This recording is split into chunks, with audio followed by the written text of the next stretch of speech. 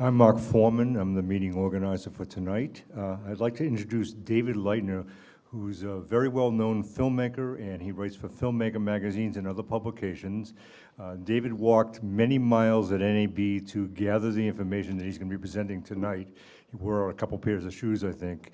And David is probably the best person that can do this in the whole country. So here's David Leitner.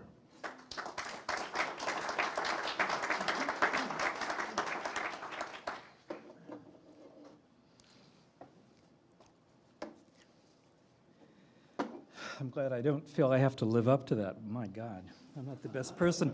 You know, the best person in the country is probably Mark Shubin, who's in here someplace, who gives the best NAB. There he is, front row. Not as if I'm going to be nervous. Mark and I, at least I can speak for myself, but I can speak for you too, Mark. I think years ago, we were the only two people I knew who walked every aisle of NAB. Mark is nodding, so that means yes. I did it because I discovered all kinds of fabulous, unexpected, incredible things. Now, that's when NAB was small enough that you could do that. Even if you were, I don't know, riding around on a motorized device, you couldn't get through the whole, it's just too darn big. How many of you have been to NAB? Good, so you know what we're talking about, like football fields and football fields and football fields. You just can't do it. My aging feet can't do it either. But in the spirit of all those years ago, I still try to look at as much as I can. And it's just daunting every year because every year I fall further and further and further behind. There's just been an explosion of stuff, as we all know. Explosion of technologies, and we've benefited from it. We have more tools, better tools, cheaper tools, amazing things. When I was learning to make film, and it was film, I was working on a little synchronizer, and I was thinking, gosh, someday I'd like to own one of these. Because as a student filmmaker, that was a prized object. Well, today, you walk into B&H with a credit card, and there's nothing you can't buy. A couple $1,000 will get you a drone, and you can shoot aerials. It's just extraordinary. So this was billed as a top 10 list, and we kind of came up with that because we didn't have a topic for the meeting, and it struck me as a fun thing to do, given that David Letterman is retiring, and I thought I could do an homage, and I had all the sound effects worked out in my head. But it's easier now. I have total respect for David Letterman because it's easier to come up with that concept than it is to follow through. So I'm not sure that I quite achieved that. What I'm going to talk about is what you missed if you weren't there. It won't be a top 10 list quite. I'll explain that in a second. I'm going to talk about some hits and some of the misses, and also some of the balls that rolled down the foul line and under the bleachers. Some of the oddities that I ran across, because those make NAB fun. Now, not everybody knows that NAB is just one big party, but it is. It's Vegas, right? This is Ron Burgundy and the Anchorman. I had to take a picture. It's too hard to explain it otherwise. At one of the NAB parties, we also have another nonstop party at NAB called the SMPTENY booth, which I just thought I'd show you because I took a snapshot of it. But seriously, let's get into my top 10, which is really 11. And it's 11 themes or trends, and they're in no particular order. The more I delved into this, and the more I tried to sort out, I could not turn this into a horse race. I couldn't say one thing came in first and beat everything else. It just doesn't work that way. So here are some of the themes that I came up with, the 11. Ergonomics returns, and what that means is that cameras are beginning to look like they would fit on the shoulder of a human again. Small sensors are coming back as well, because we've had this obsession with large sensor cameras, and it's perfectly, we all well understand why. But there are certain types of shooting that it's hard to do with a large sensor. Any type of hand-holding where you have to follow somebody, it's really a struggle to keep that person in focus if you're in dim circumstances and your iris is wide open on your lens. Everyone understands that. Camera floats takes flight. We've all watched like the movie, is it pronounced? you know, the gimbal, gyroscopically controlled, small, lightweight carbon fiber systems that are springing from out of everywhere these days. They're amazing, and I'll talk about that a little bit. Chinese Dragon Awakens. I feel strongly the presence of China in almost everything I use, both this laptop and this thing. At least this was assembled there, and I suspect the laptop was too. Most of the equipment I'm using, China is a power, not only militarily, but in terms of inventiveness. They have a long history of invention that I'm going to talk about. And I'm beginning to feel the dragon awakening at NAB. 4K everything. Daddy, what was SD? We'll talk about that a little bit. Asymmetry of capture versus display. Capture meaning camera. Archiving and afterthought. A continuing saga. Supercomputing for the rest of us. Creeping wirelessness, which seems to be pretty much everywhere. Subscription pricing, which I have very mixed feelings about. I'm speaking about the kind of thing that Adobe has done, and I think all of you understand what that is. And disruptive lowballing, and what I mean by that is pricing things so low that they disrupt reasonable prices that your competitors don't know what to do with because they can't lower their prices. And we've seen a lot of disruption in this industry, but I'll speak about that a little bit too. Now, before I start, there was a technology summit on cinema that took place before the show floor opened. And I go to that every year, and I'd like to show a few slides from that because just to frame my comments for the rest of the evening. As far as 4K production is concerned, that ship has left the dock. This is Phil Squires of Sony Pictures Television, and he's just basically pointing out that Sony has a reason to be involved in 4K, but nonetheless, Sony Pictures Television has just is converted over to 4K. Over 120 episodes shot in 4K. Most of them on the F65 or F55 Sony, 25% shot on Red. You can see where this is going. Going forward, a lot of other episodic television series are being shot in 4K.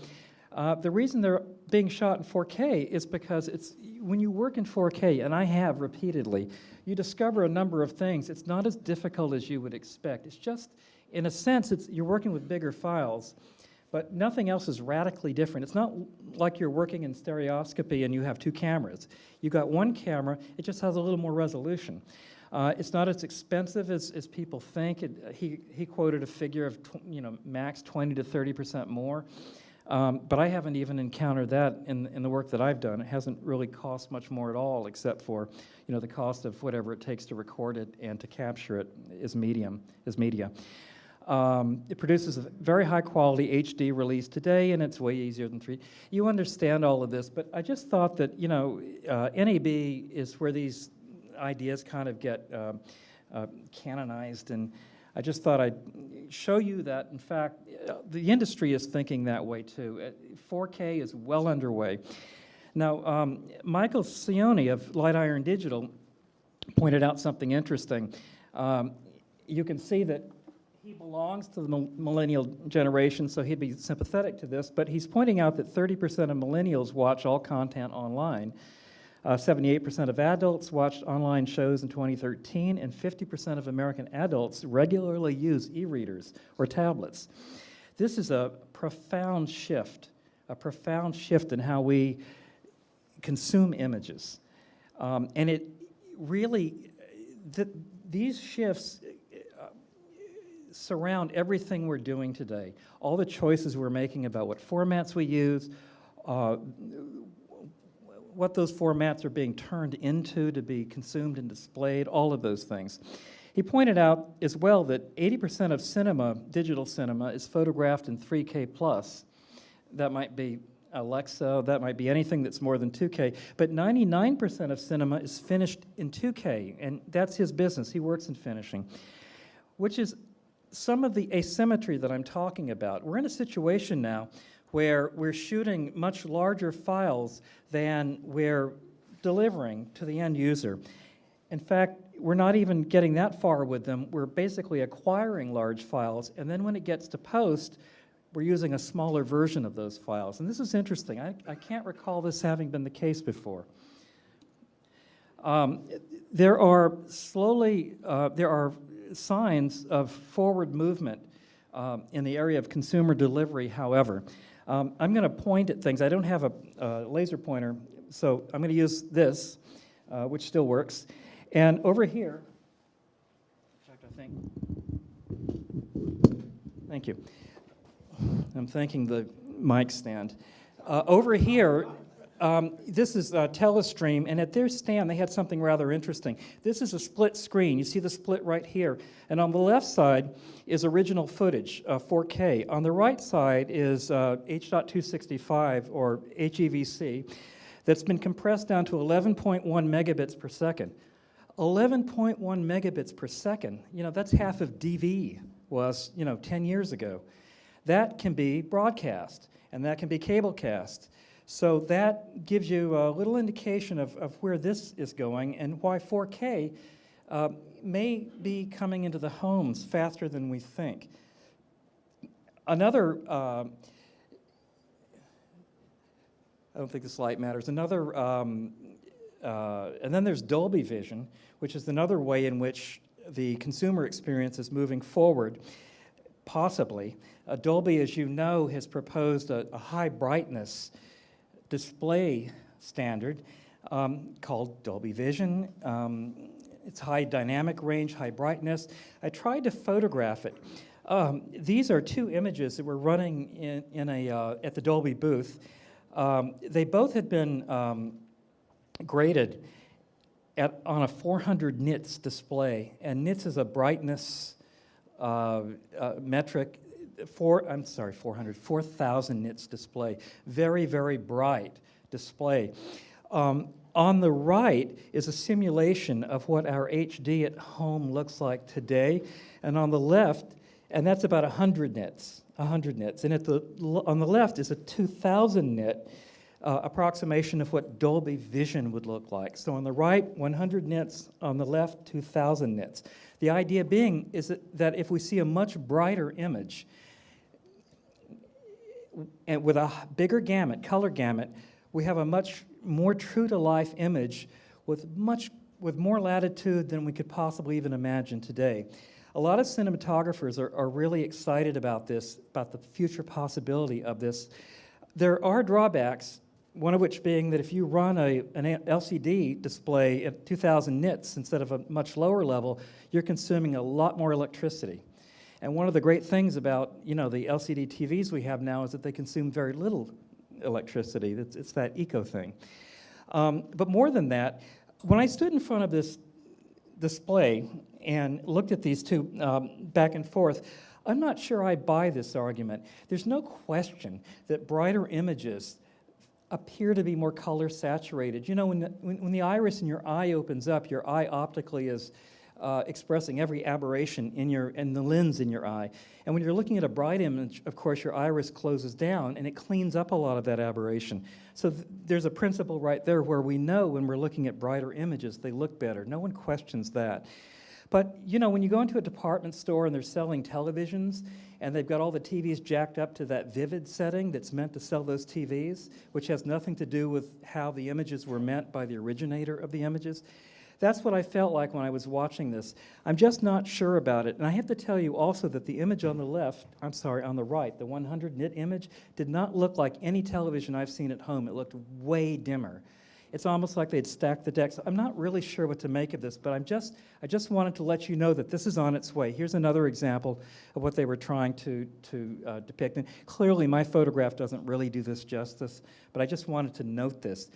Now, another area in which consumer display might improve in the future is something that, of course, NHK has been trying to convince us of, which is that who cares about high brightness or puny 4K when you can have 8K super high vision, which they choose to bring to NAB every year. This stand has been at NAB for a number of years. Number of pixels, 7,680 times 4320. It's like instead of quad full HD, it's like whatever 16 is, like full HD. It's a lot of pixels. And you'll never see a sign that says down converted 4K image, not in normal production. I couldn't not take a picture of that. And of course, this is their little 8K village, where they've got all kinds of interesting things. They've got an F-65 that's outputting 8K raw. And they've got, here are some of the stats on that. Real-time HK imaging based on raw data. We knew that the F-65 could do that, but you haven't seen much of that in the real world. This is a little box camera that's also HK, feeding out the HK from that fiber cable that's over on the right. I thought that was kind of impressive. It's almost lifelike, and that's true.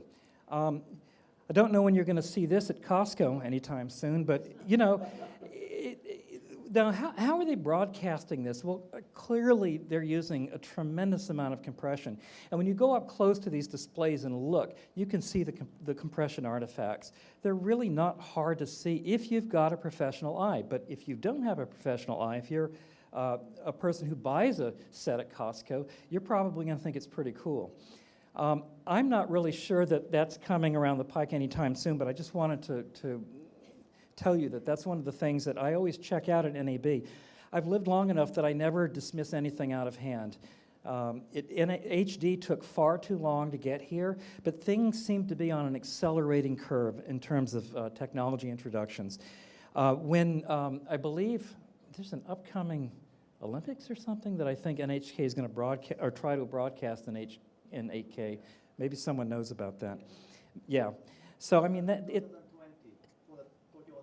Yeah, exactly. Thank you.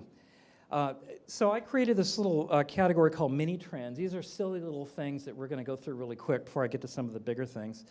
Wooden hand grip. Those of you who've seen my ergonomics talks know that I talk a lot about ergonomics because the one thing that got forgotten in the adoption of larger sensors in digital cameras was the fact that ergonomics matter.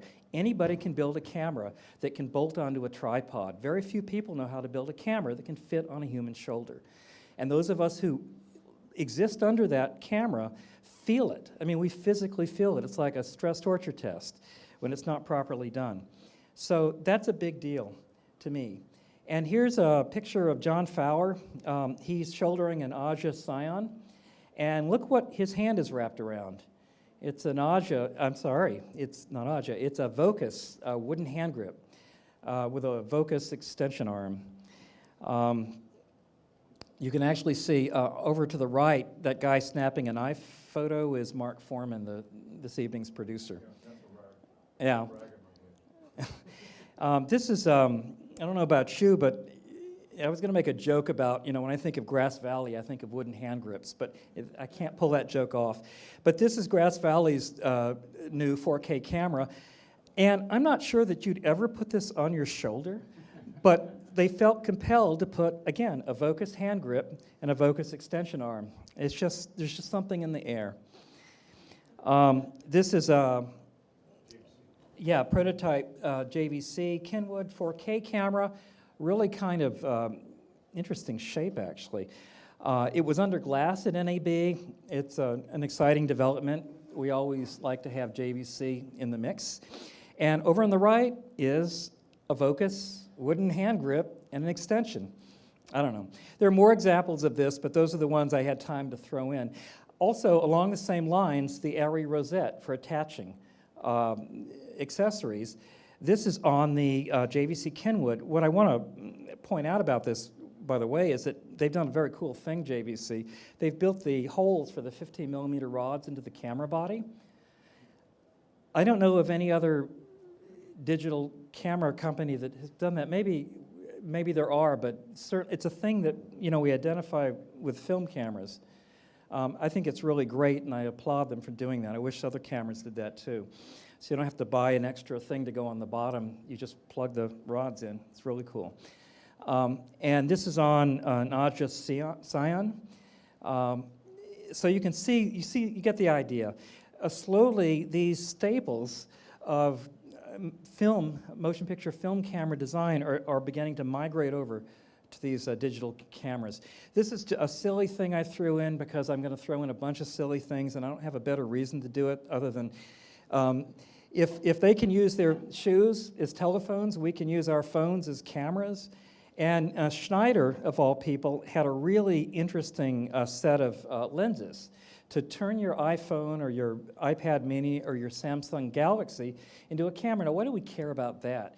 Well, as you know, these handheld devices are probably the most, they're often acknowledged as the most popular cameras in the world because they're in everyone's pockets, but they're also the most common video cameras in the world, and they're the most common high-def cameras in the world by numbers, by far, by exponential multiples. So that's why it matters. And Schneider decided just to get serious and create some lenses that can change the angle of view of the lens that's built into the camera.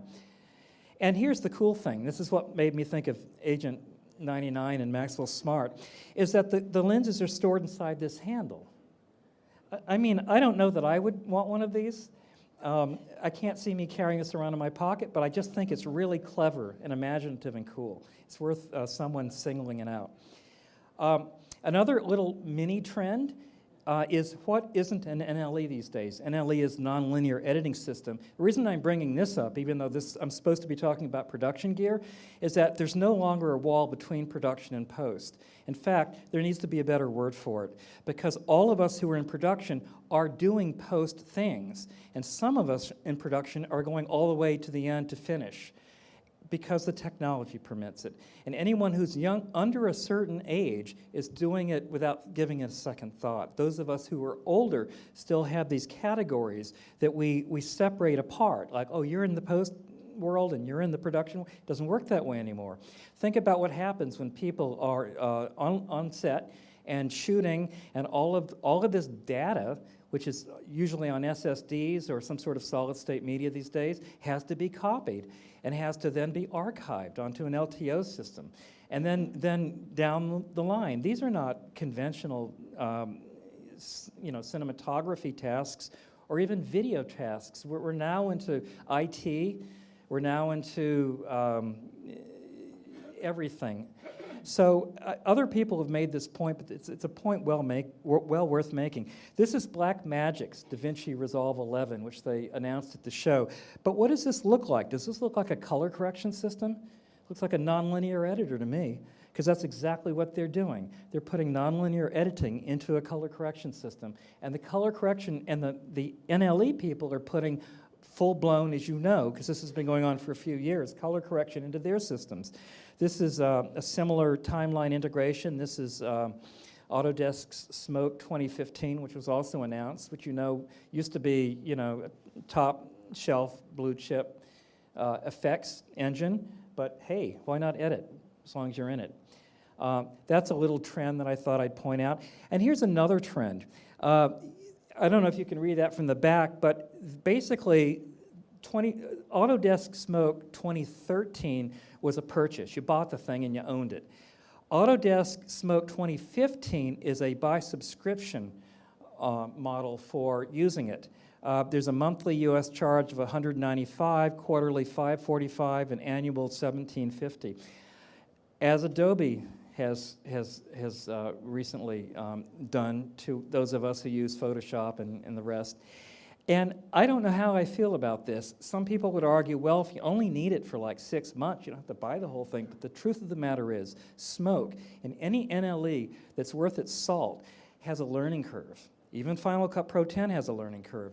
And you commit yourself and you dedicate yourself to learning this, and it takes time. So who's going to rent this for 1 month?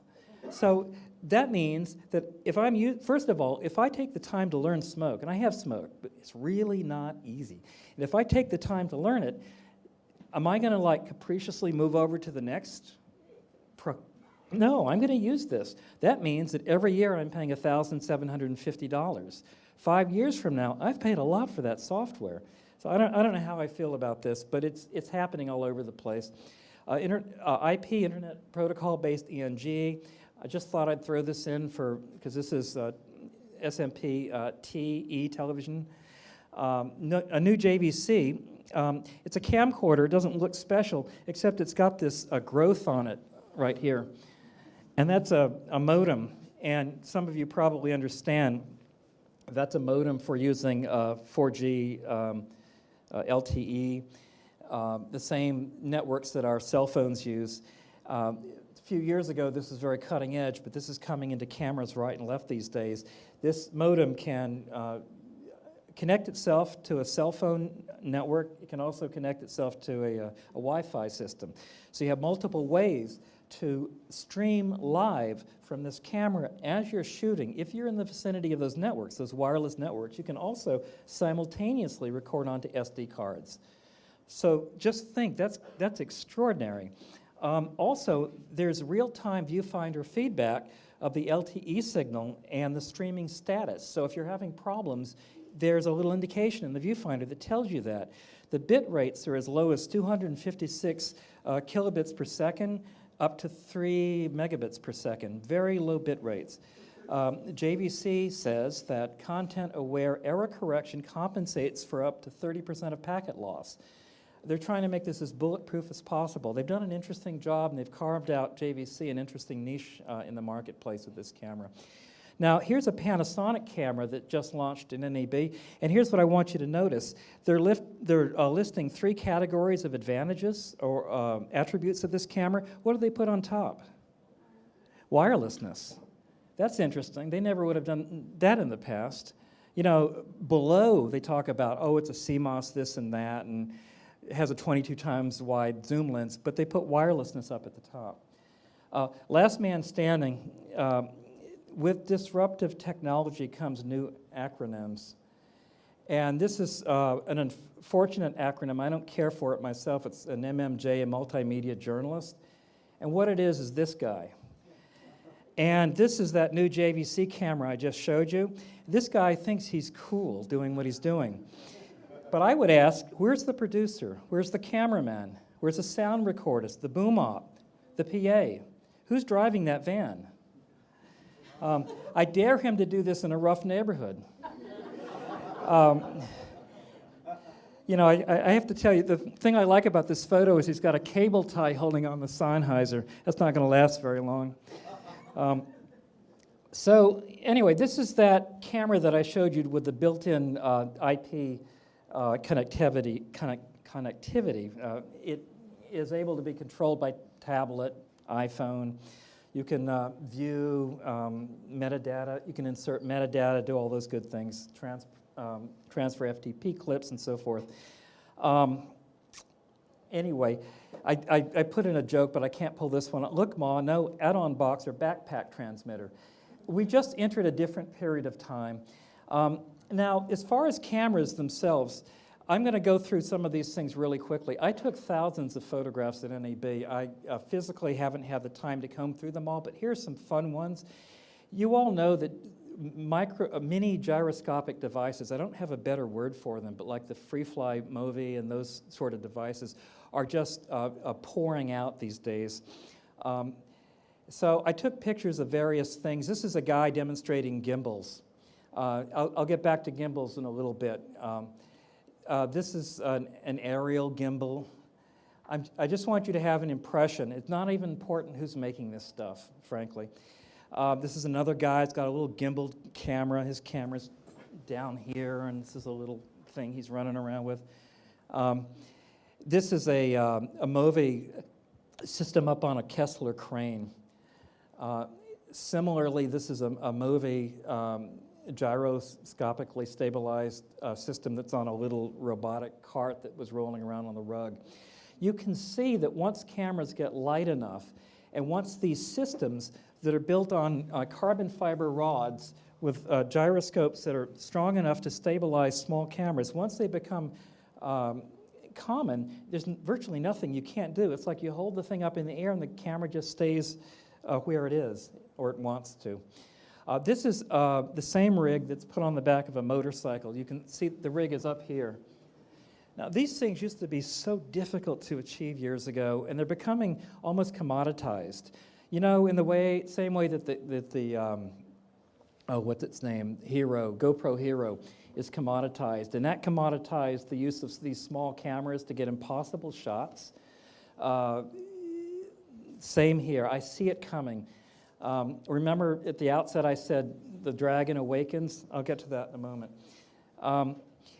The next is send in the drones. Now, I can't express to you how many drones there were at NAB. I can only show you pictures, and this is just a fraction of the pictures that I took. But they were everywhere. Everywhere you looked, there were drones. This is a German drone at the Bavarian stand called the Dreamcopter. I like that one. It's kind of beautifully designed. I wonder if they need all that plastic, though. But it's beautifully designed. There's another guy. This model is called Flying Eyes, for those paranoids in the audience. This is another thing. I counted the blades. I think it's 8, but God, it could be 9. It's another one. I mean, again, for all the paranoids and anyone who's. I mean, these things are all over the place. They came in every shape and size. There were so many of these colorful devices up in the air at NAB. I thought I was like an ornithologist, photographing birds. I've never spent so much time looking up. Even if you look at this with an aesthetic eye, it's actually beautiful. All of this lightweight stuff, that beautiful kind of carbon fiber blade, it's actually kind of beautiful stuff. It's aesthetically pleasing. But again, there's some have 8, some are called octocopters with 8, rotors. Some have 4 rotors. There's another rotor. It's kind of beautiful. I don't know. Yet another one. Yet another one. They came in all shapes and sizes. Now, one night, this is a fairly inexpensive one that's made by DJI. And by inexpensive, I mean like under $2,000, I think. 1,100, see? Under $2,000. And at NAB, they introduced this model. Now, in the past, and you buy these at B&H. In the past, these have had GoPros on the bottom. But this year at NAB, they built their own camera. And as you might imagine, it's all built in China. They built their own camera into it, and they're selling this with this camera. Is that still $1,100, do you know? Yeah, it's pretty darn cheap. So it's 4-bladed. It can fly for 20 minutes. 20 minutes. It has remarkable capabilities. They claim it is the first of these, what's the generic word for this? What would you call them? I've been calling them drones, but they're not really drones. UAV sounds acronymical. Yeah, whatever, like mini-copters, but that's not right either because they're not actual spinning wings. Hover cams. SMPTE should have, a contest. But in any case, whatever these things are, they drone like buzzing bees. They're very annoying sounding. You do not think that these are stealth and that you can spy on somebody. You can hear these things a mile away. It's a particularly noxious buzz. And this particular one, the one that's you can buy this for under $2,000, with its built-in HD camera, has 3-axis stabilization. It also uses GPS positioning. I had never seen this before. We flew this up in the air. I'll show you. A bunch of us I just took these with a cell phone. Now that's the drone right there. It also lights up. And if I remember right, it stays green if it's happy. And there it is. It tells you the condition of the battery, basically. So when it basically stays green when it's flying, but what happens is that as the battery goes down, it goes yellow and then finally red, and then you're going to land it. And it will auto land. Yellow is part of the GPS system while it's looking to find out where the hell it is. Well, this locked on to 11 satellites. And I know it locked on to 11 satellites because you control it with an iPhone or an iOS device, and it shows you. It's a particularly good user interface. It shows you how many satellites it's receiving signals from. Now, why does that matter? Because this is GPS controlled, you can have it go up to a certain point in the air and stay there. And then you can come back later, weeks later, and have it go back to the same point in the air and stay there. Now, if you were, I'm shooting a film right now at of Cornell Technion, the new campus that's being built in Roosevelt Island. It's a collaboration between Cornell University and Technion in Israel. And I've been in all those buildings. There's a nurses' college that's being torn down, and in its place, these very well-known architects, Thomas Main, if you know who that is, Weissman, Freddie, are coming in and building these state-of-the-art buildings. And it's going to be a major research hub, hopefully. Cornell has, the kind of bona fides to make that happen, and so does Technion. Technion built the Iron Dome missile defense system in Israel. So these two august institutions have come together to create this new campus on Roosevelt Island. So I'm filming every step, the demolition. I've been inside. When they stripped out some old WPA murals recently. I was in there filming all of that, trying not to breathe too much asbestos in. And I would do anything to get aerial shots of this. That's really hard in the New York City airspace. It's expensive, and it's also hard. So I keep thinking of this sort of thing as a solution to that kind of a practical problem. So you may say, well, these are toys. But I looked at the images coming back from it, and they were pretty darn good for being dusk. And remember, lenses are, by the way, how does it control its lens? It doesn't. It controls shutter speed. That's how it controls, it has a fixed lens and a fixed aperture. But anyway, without going too much into those, we're in this new time now. These new technologies are coming down the pike. Another example of something made in China. And I'll have more to say about that in a moment.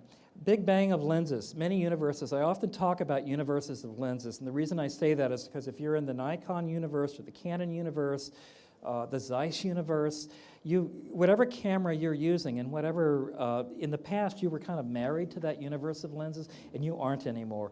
All of you know, if you're using an E-mount from Sony or a Micro Four Thirds, anything with shallow flange focal depth, that you can put just about any lens on it with a cheap adapter. So for people like me who love lenses, this is like, I'm in clover. I'm happy all the time. And any lens I want, I can try, and I do. At NAB, like in years past, there were just endless new lenses coming out. I'm not going to try to characterize them because there's really no point. Canon made a big deal out of the fact that they had just delivered their 100 millionth EF lens, which is really remarkable and really impressive. And they built this whole display.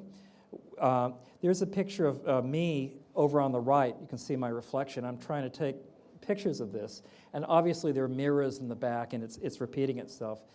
Canon also, to kind of celebrate this milestone, set up 2 lens technicians in a glass booth who were truly repairing lenses the entire NAB show time the show floor was open.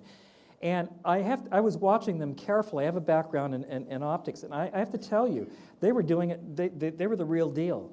They were sitting there ignoring, the people going past them. They were like animals in a zoo, going about their business.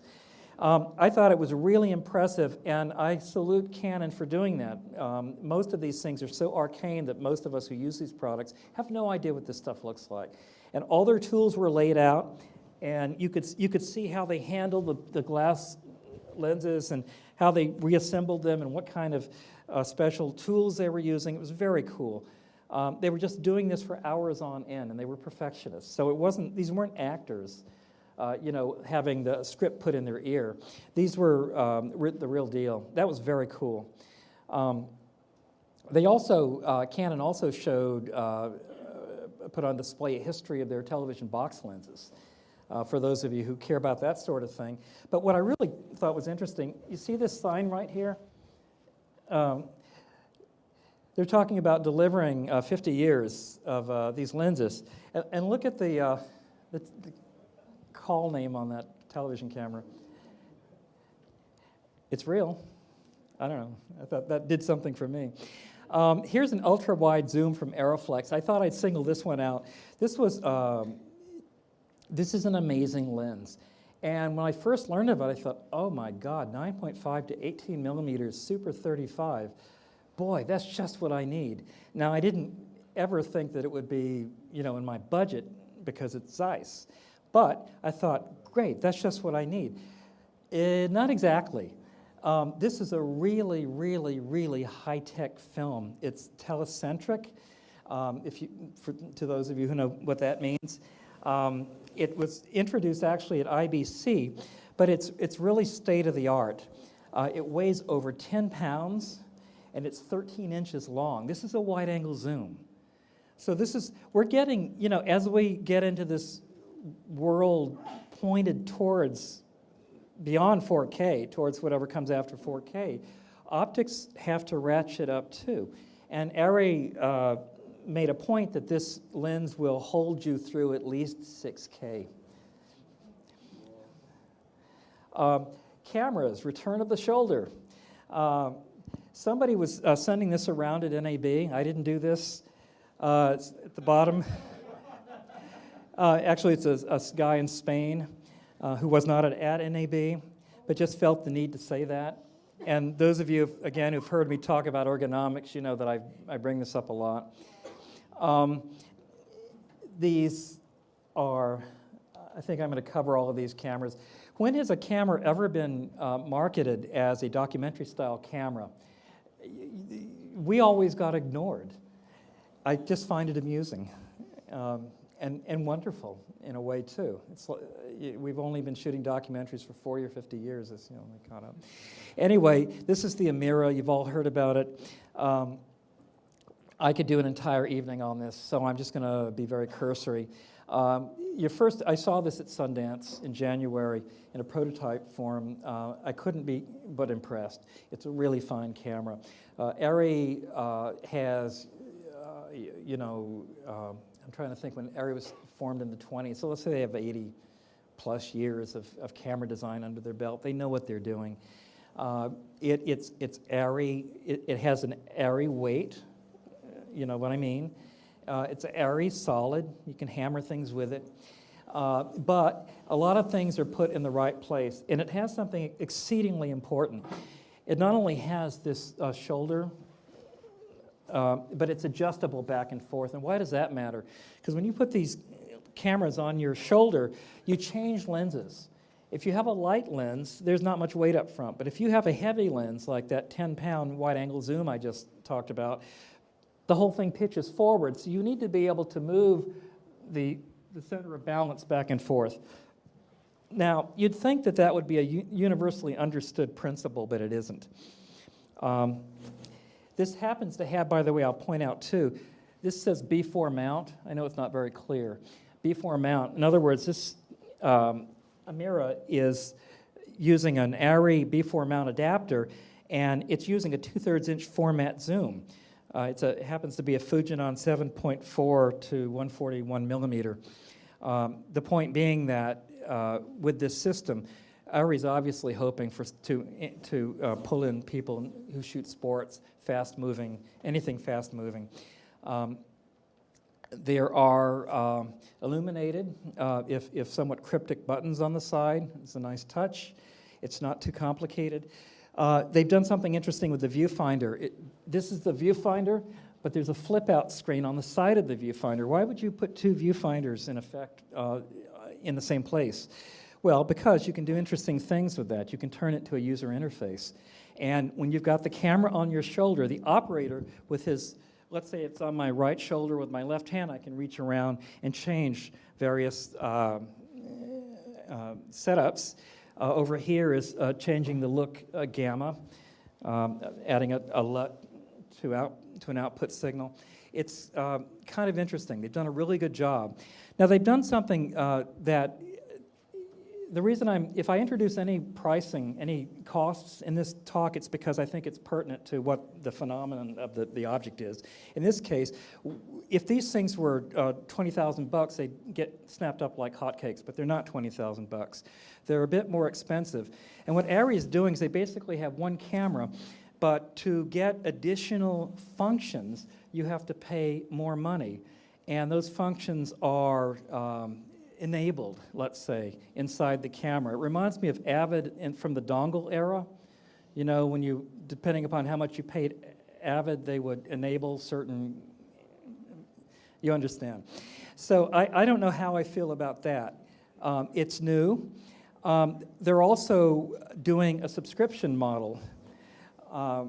You can buy the less expensive version of the Amira, but when you need the more expensive version, you can, for a limited amount of time, in a sense, rent.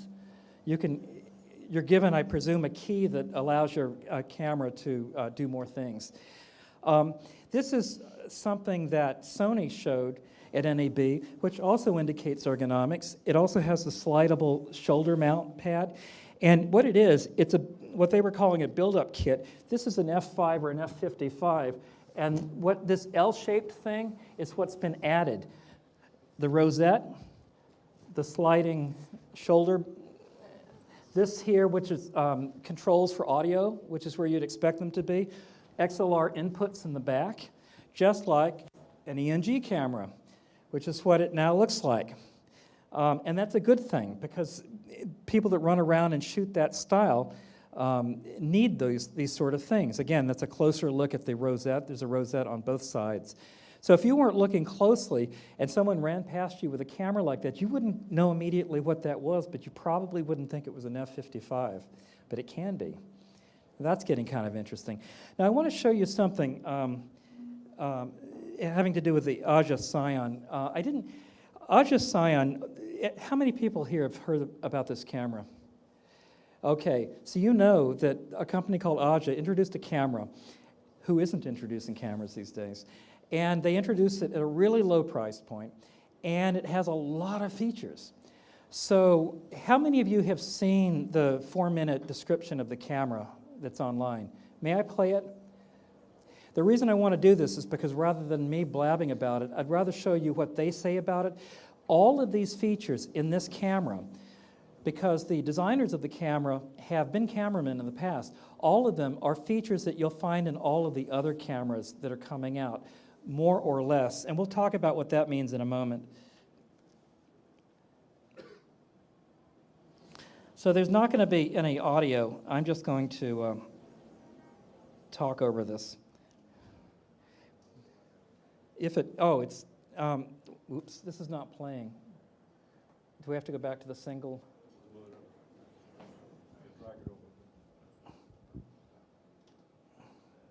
Oh, to the other ice. How does it automatically? There you go. Thank you very much. Okay.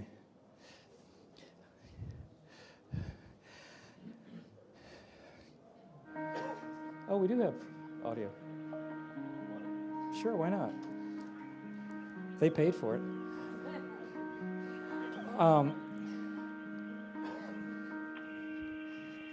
Now, oops. I'm going to play it. Turn the audio down. I want to point a couple of things out while you're watching this go by and reading these animated things. You notice the shoulder mount?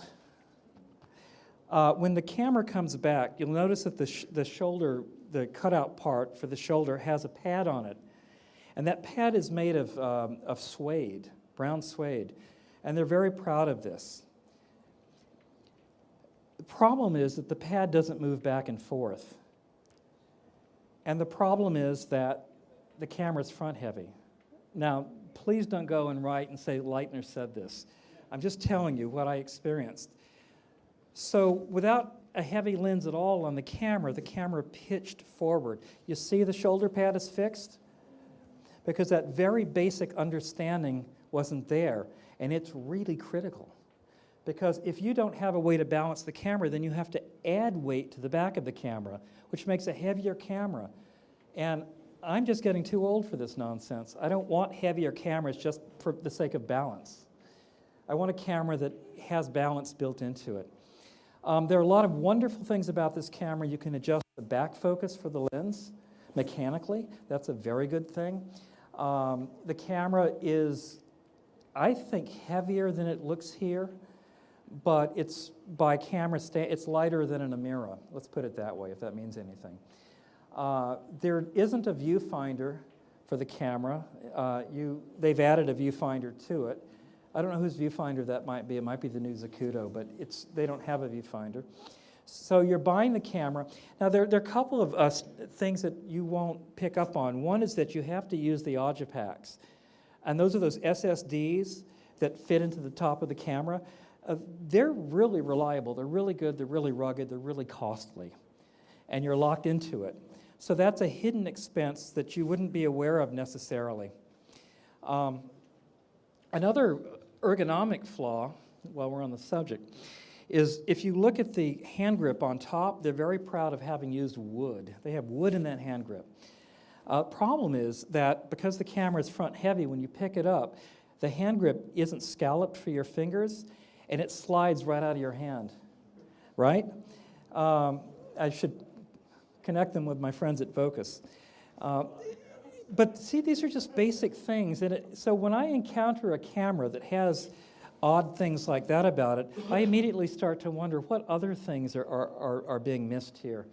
Because you see this is an example of what the camera does, and we would naturally expect it to look great because this is their promotional video. When you interfacing a camera is one of the most difficult things these days. When you pick a camera up and put it on your shoulder, your eye's on the viewfinder. How do you see what's in the little window that tells you all the settings? You can't easily because you've got the camera on your shoulder. That's why what Arri did is rather brilliant by putting that flip-out display so that the operator doesn't have to take the camera off their shoulder and read it and then put it back on. And I'm talking from experience. I do it all the time and I can't stand it. Anyway, so let's go back to, how do you get me back to?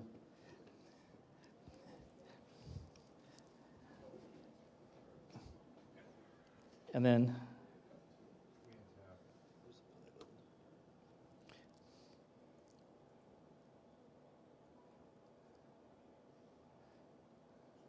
thank you. All right, so that's what I have to say about Aja Sion. At NAB, a rumor went around that I was trashing the camera, and I was shocked. A, because I didn't mean to. I mean, I know John Thorne who designed it, but I didn't. That's too rough. That's not what I meant. You can get around most of those things one way or another. It is something that I noted, and it is something that needs to be said by somebody in the industry.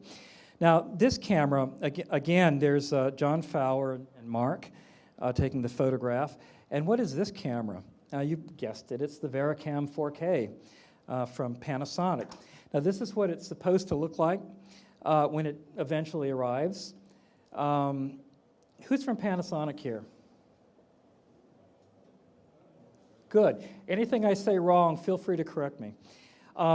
Last year, it was what I call, there was something 4K from Panasonic last year at NAB, but it was under glass, and it was what I call a balsa cam, because it's made of balsa wood.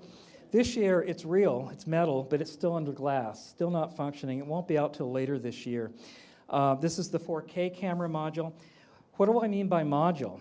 You know the way that the Sony F5 and F55 have a camera head and then they have a recorder that fits onto it? Panasonic's done something very similar. In fact, the cameras are rather similar in size too, with a key difference. There are no connectors on the camera head. The connectors, the output, is on the recorder, meaning that if you're just working with this camera head here, you have no way to output the video.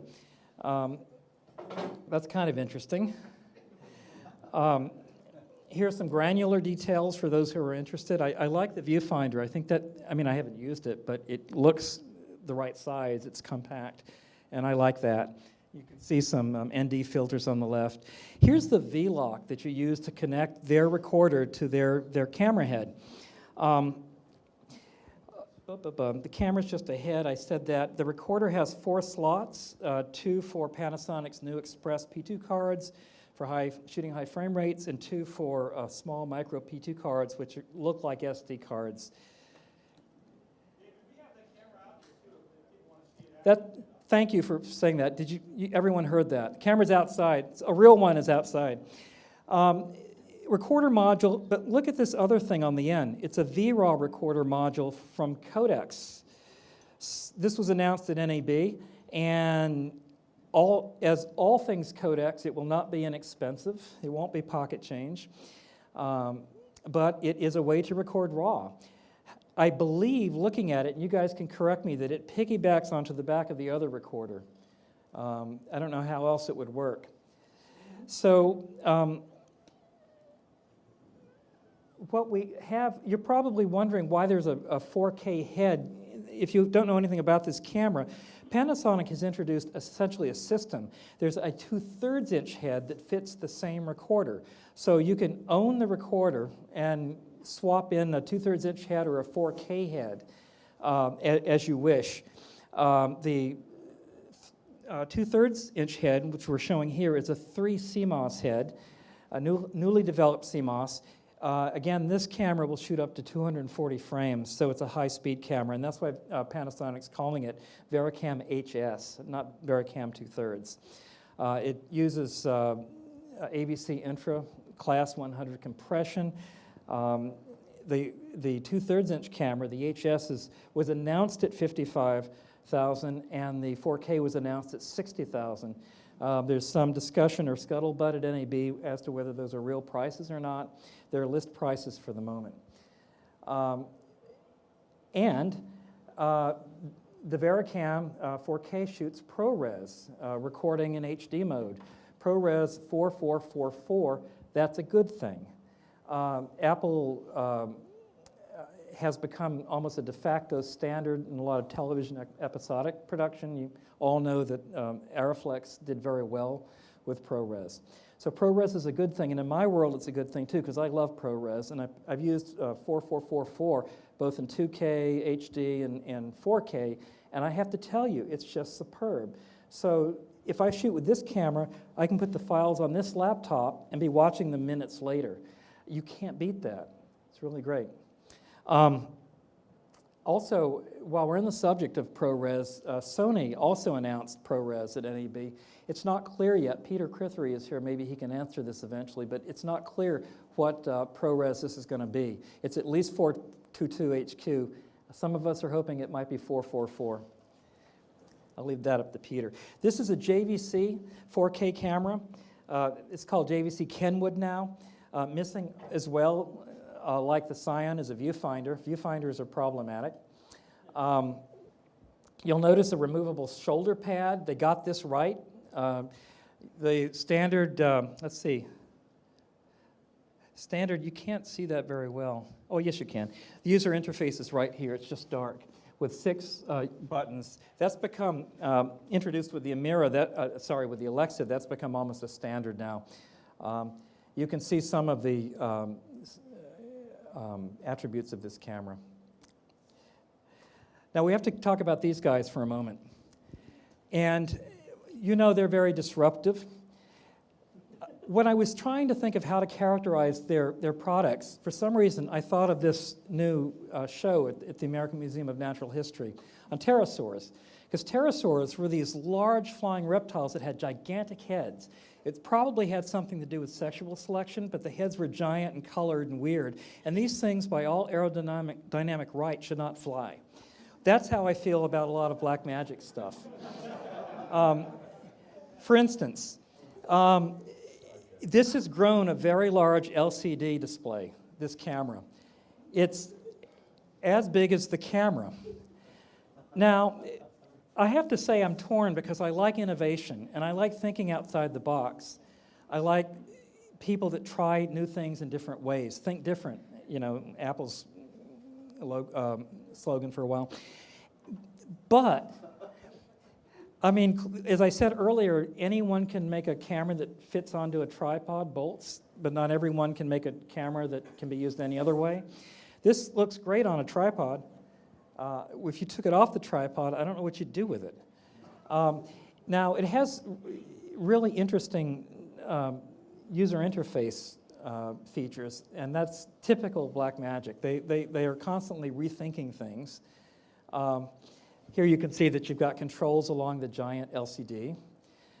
Now, if you look at the, and here's a closer shot of some of the controls you have in an interesting place for them to be, next to the lens. If you look at the camera with the door closed, it starts to look more like a real camera. Not too bad. But you might want to turn it around and see what's on the other side. Those are the biggest audio meters I've ever seen. I'm sure there's a functional reason for that. It would, in some of the shooting I do, it would scare people if the camera were lighting up all the time. But I don't know. You know, I don't want to. Haven't tried it, so I should be. This is just a little closer look at how this will work. Now, here's another camera product that Blackmagic introduced, and this fellow's trying to figure out just what it is. And you know, a lot of us had a similar response. It's a studio camera, and what it is, it's like a studio monitor that's wearing a lens. There's not a whole lot of camera in this. And you know, if you think about it, that's actually a pretty logical thing these days. Why does a camera have to be anything more than a VSLI chip? I mean, just board, it doesn't have to. And that's what they've done. You've got all kinds of, as you can see, you know, expected functions inside. What this also has is what I call a lowball disruptive price. And the price is so low that I was asking one of the people at Blackmagic, what happens if something, you know, breaks down? Let's say I've got a television station, because with this big finder, it's only meant for television. So we're on the air and we're concerned about not having any problems. Everything needs to run smoothly, and suddenly one of these cameras is not working. I mean, you've never heard of a Blackmagic product failing, I'm sure. But all of a sudden, one of these is not working. What do? Do you call Blackmagic and say, what do we do? Can you send a service tech or something? But they don't exist, because Blackmagic doesn't even know who's selling their cameras. Basically, they distribute them out into the world, and that's that. At this price point, and this is the argument that the Blackmagic person made to me, at this price point, you just buy another one. You just, now think about it. Think about it. So you put a service technician out of a job, but you don't have to pay health care for that person. That person doesn't breathe any more oxygen in your building. You know, they don't. You know, you don't have to deal with the personality. You're removing all these extraneous collateral costs that you don't need. That's what they're going for. Say to a room full of engineers. Irony intended. So, and of course, this being Blackmagic, you know, there's always going to be something boastful. So, you know, I don't know what to say. Now here's one of the more strange things from Blackmagic. So they had the idea, you know, we've built this big camera back, and it's got this giant wing, and it shouldn't be able to fly. But why don't we just like chop the camera off the front of it and sell the back end, and then you can plug your own camera in. And that's what this is, and I'm not joking. Now, you know, on one level, it's kind of interesting. On another level, there's nothing ergonomic. There's no ergonomic advantage to this. It doesn't put it on your shoulder. I mean, you can't use the flip-out thing. It's heavy. It's big. It's in the wrong direction. We're trying to make things smaller and more ergonomic. It's like big. I don't know. With a wireframe finder? A wireframe finder. You know, you might have a business there. Camera's big, 4K image, small package. Have to mention this one. This was the HD/4K version of the A7R, called the A7S from Sony. Mark has an A7R over there, I think? Yeah. Yeah, it looks exactly the same. It just has a different letter on it. But what this has is this has an HD sensor. Now, in the lower right, you can see that it's full frame. You know, what people in photography call, I'm sorry, 4K. Thank you. Thank God. 4K, Quad HD, Quad 8 QFHD. It does not, it uses the entire sensor. Now, what's the significance of that? Well, the camera Mark has 16 point something megapixels. What is it? This has 36. 36. And the A7S has 12 megapixels in the same surface area. The point is that the pixels are gigantic. Gigantic. They went way down in the number of pixels so they could make them much larger, which means this has incredible sensitivity. As a 4K 4K camera. Now, it doesn't record 4K internally. It can output 4K. So you have to have some kind of an Atomos solid-state recorder. But it can internally capture that 4K and record it as HD to SD cards, I presume, right? And think about it. The best HD cameras that exist are 4K cameras. I've said this 1,000 times, and it's been borne out by every project I've done. So this is an incredible camera for what it is. When it comes out, I presume in the next several months or something? I'm just guessing. It's coming out sometime in June. And of course, with a camera this size, where do you expect to find it but on a drone? Whatever we call these devices. Here's another version of it. It's just a lot of image in a very, very small package. Now, there's one drawback with these little cameras, and I'm just going to warn you about this. This is a micro HDMI connector. If you thought HDMI connectors were flaky and consumer, wait till you start dealing with the micro ones. It's not Sony's fault. They've all got them. The GH4 from Panasonic has it too. What is this? This is a, oh yes, this is a JVC Kenwood 4K camera. It probably mounted on a drone. What else? It probably has the same sensor as the 4K shoulder mount camera, I'm guessing. There's someone from JVC here, and he can probably corroborate that later. Here's another picture of the same camera. See how compact it is? It's a little box camera. That's a, I'm pretty sure this is a recorder and everything, 4K recorder on the side. And just a close-up so you can see what's going on in there. Using the same sensor, again I'm guessing, they're also making a small handycam version, 4K Super 35 sensor, JVC. Glad to have them back in the game. It's always more interesting when they're around. Cameras, return of Super 16, format size. This is the G4 from Panasonic. Why am I talking about Super 16? Well, because that's the G4 against the Sony A7R or S that we just looked at. And that's on the left, micro four thirds versus full frame.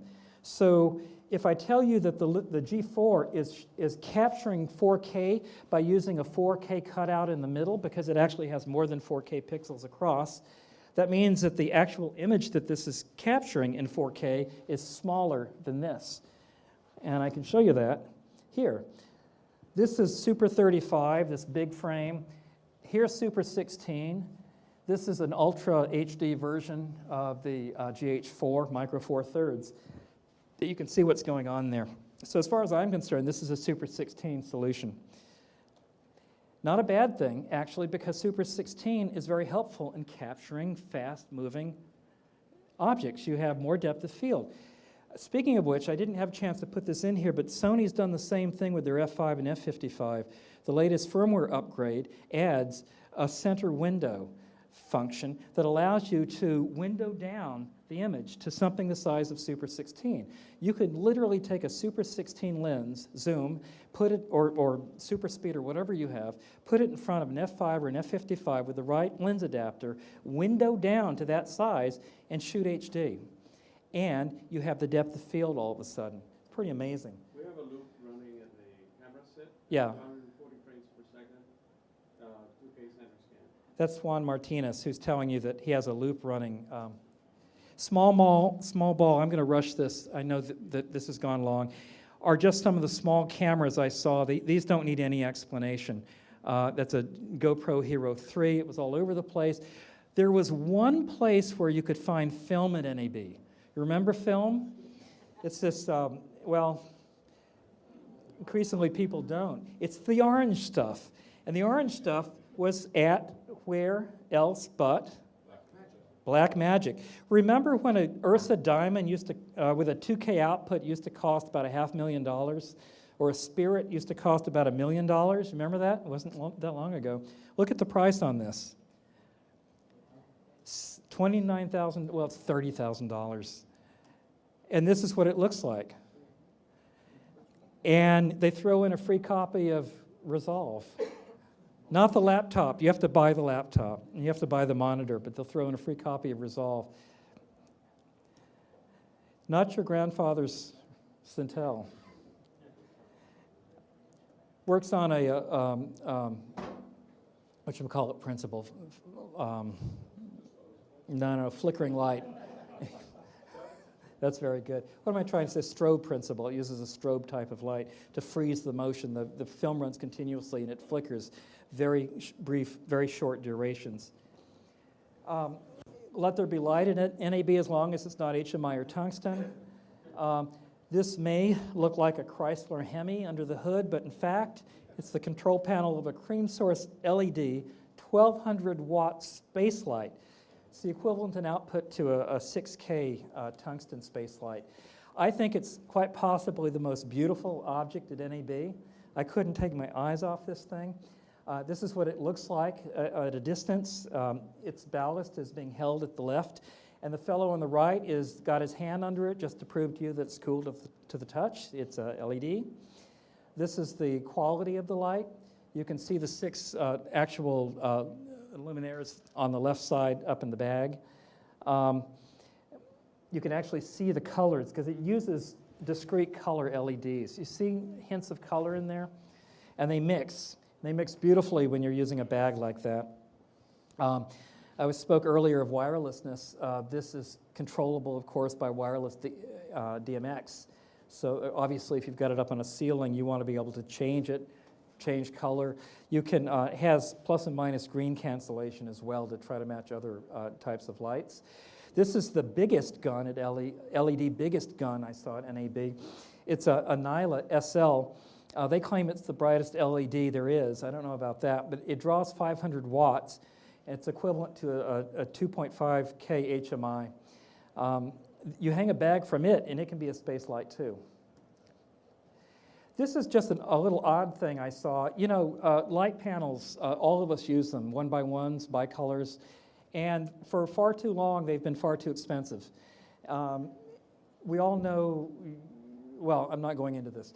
Anyway, the parent company, Vitek, owns both Manfrotto and light panels, and someone has decided we're going to make a less expensive version of light panels using the same phosphor, LEDs, and they have done that. It's Italian designed. I don't know what that means, but it just looks something like this.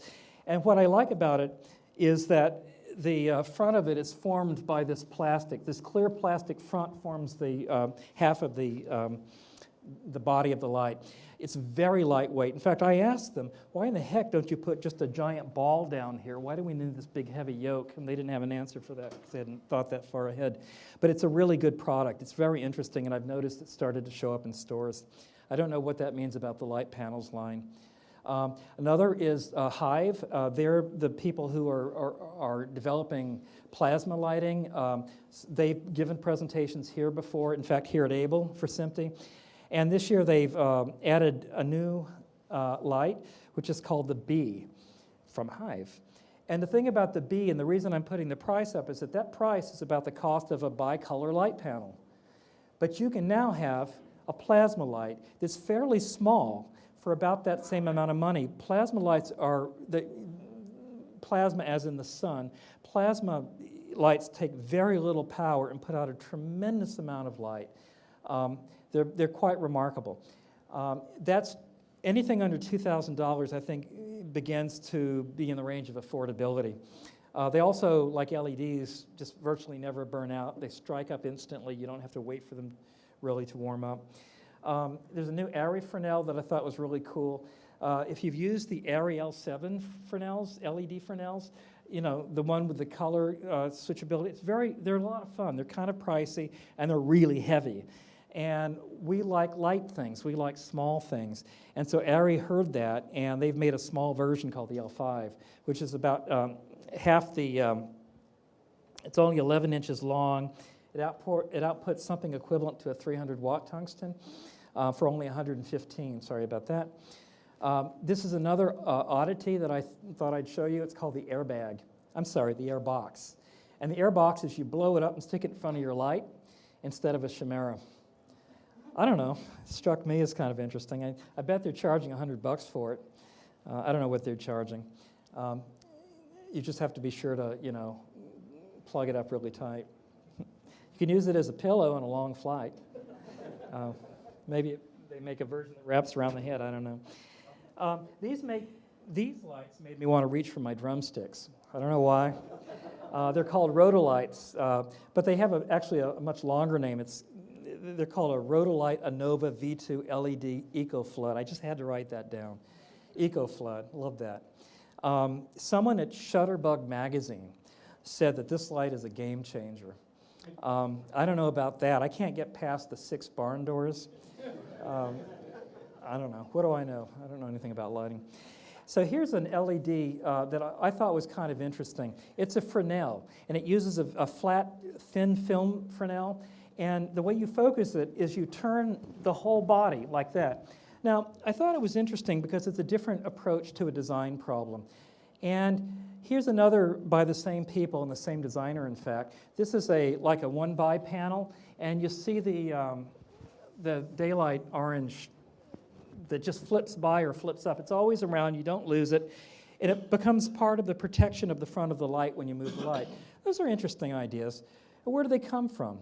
They came from this Hong Kong company.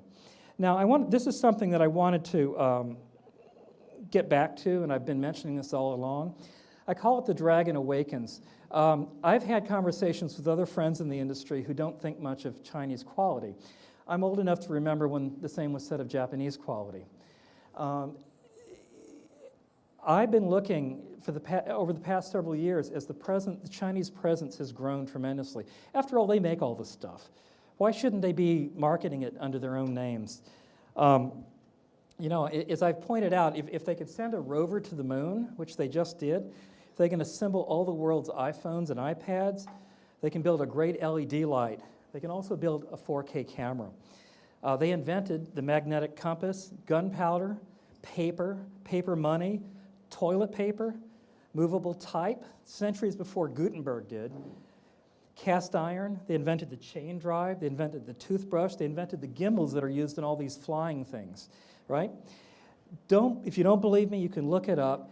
I would not discount the inventiveness of China, and I'm seeing signs of it everywhere. I poked around a lot of these booths. The stuff wasn't shabby. Now you can comfort yourself and say, well, yes, it had to be shabby. No, it wasn't. And you know that they lowball. They sell cheap. I just started making photographs of the various stands that I saw, which were from Beijing or Guangzhou or Shanghai, and they're everywhere. This is a 4K camera, Kinefinity, and it's really a remarkable piece of work. This is one of the designers. Sat with these guys for like a half an hour. Not so shabby. A little rough on the edges. Give them another year or two. They have much lower development costs over there.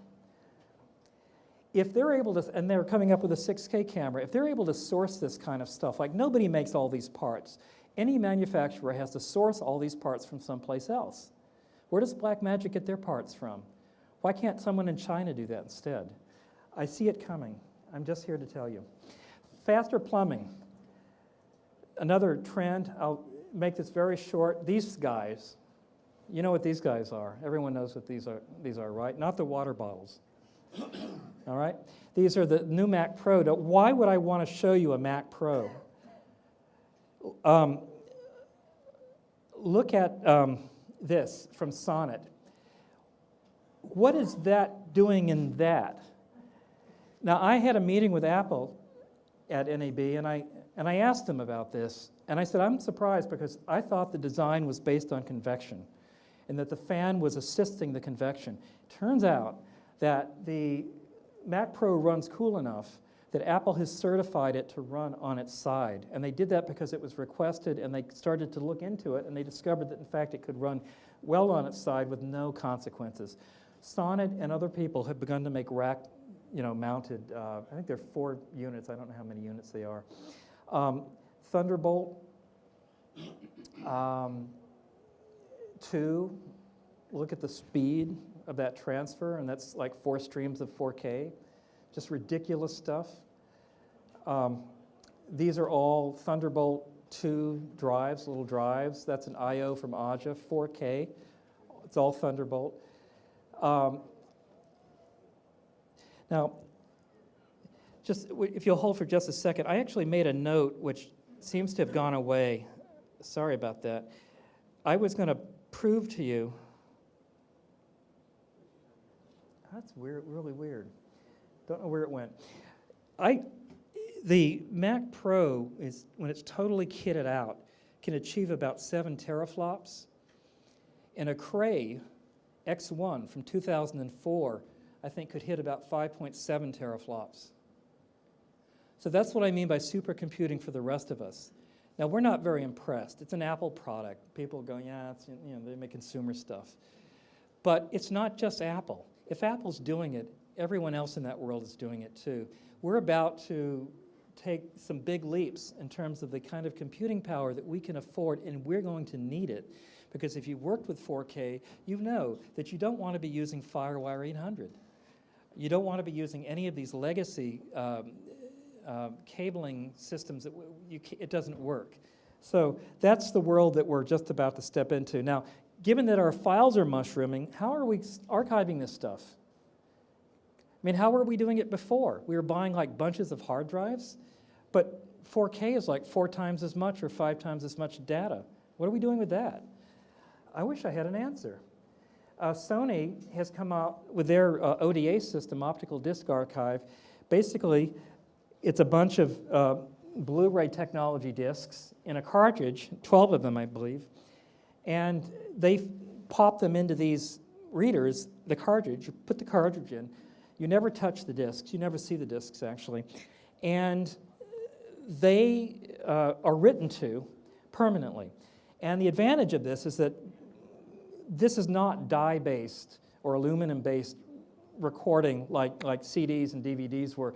This is crystalline-based. It's got a 50-year archival life claimed by Sony.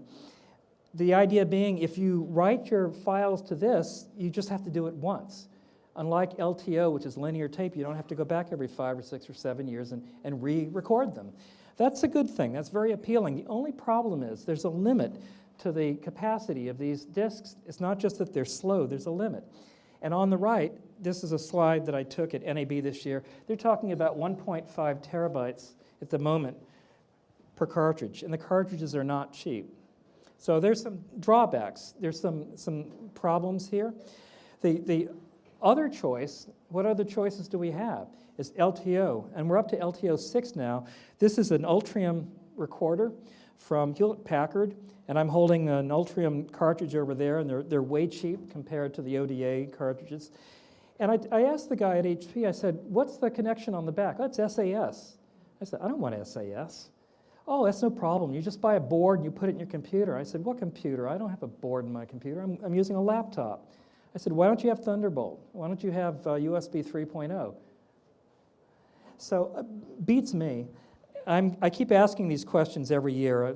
This is a 6.25 terabyte cartridge compared to the 1.5 on the ODA, and it's only about $60 street price, which is a pretty good price. It turns out that there was one Thunderbolt LTO 6 drive at NAB. I hunted it down. It's made by M-Logic.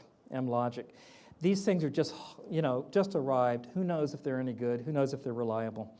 It does support TSF, which is the standardized linear tape file system, which means that you can drop and drag. Now, this is linear tape, so you're not it's not nonlinear like a drive would be, but you can drop and drag files from your desktop if you're a Mac or Windows user.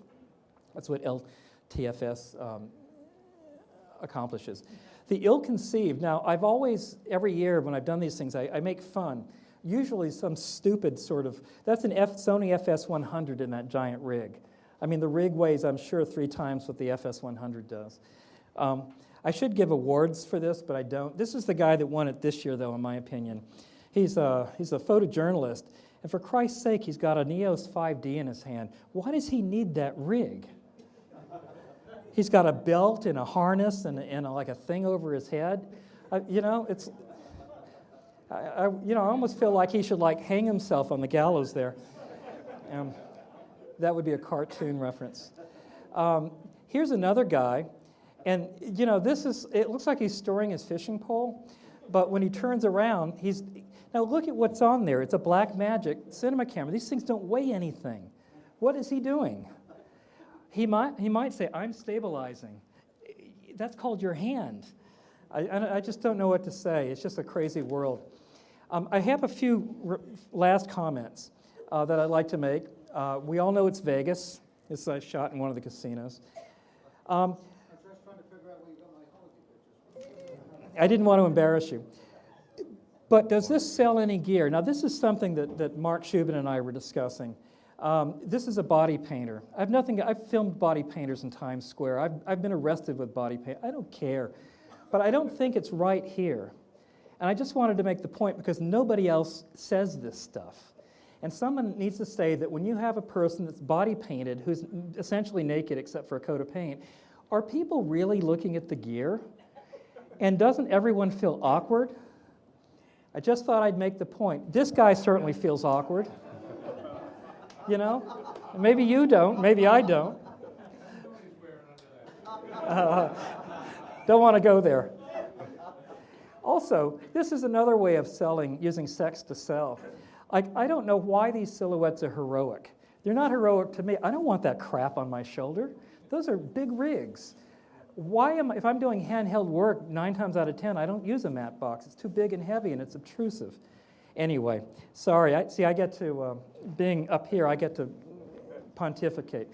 Now, SDI must die. You know, sex and death go well together. Adam Wilt and I were just laughing over this, so I thought I would throw this in but it is a sign of the times. It is where things are going. 1 or 2 wacky things. I cannot figure out what this is. I tried. I mean, nothing in my brain can make sense of this. If you know what it is, you know.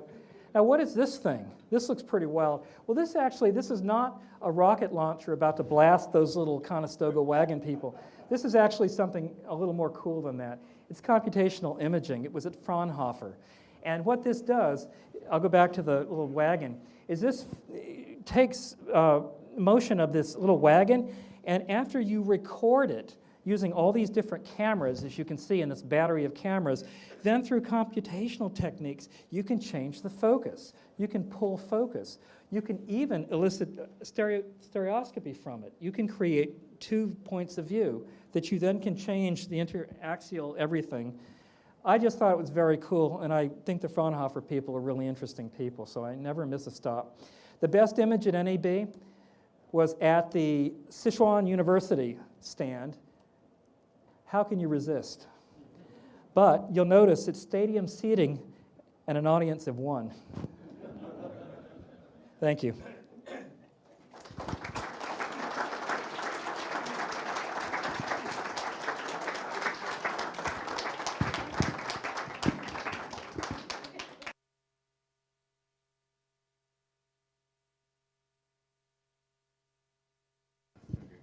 Thank you, David. It was a wonderful presentation. Everyone, the exhibitors are still out there, so if you want to talk to them for a couple more minutes, go right ahead. And thank you very much for coming.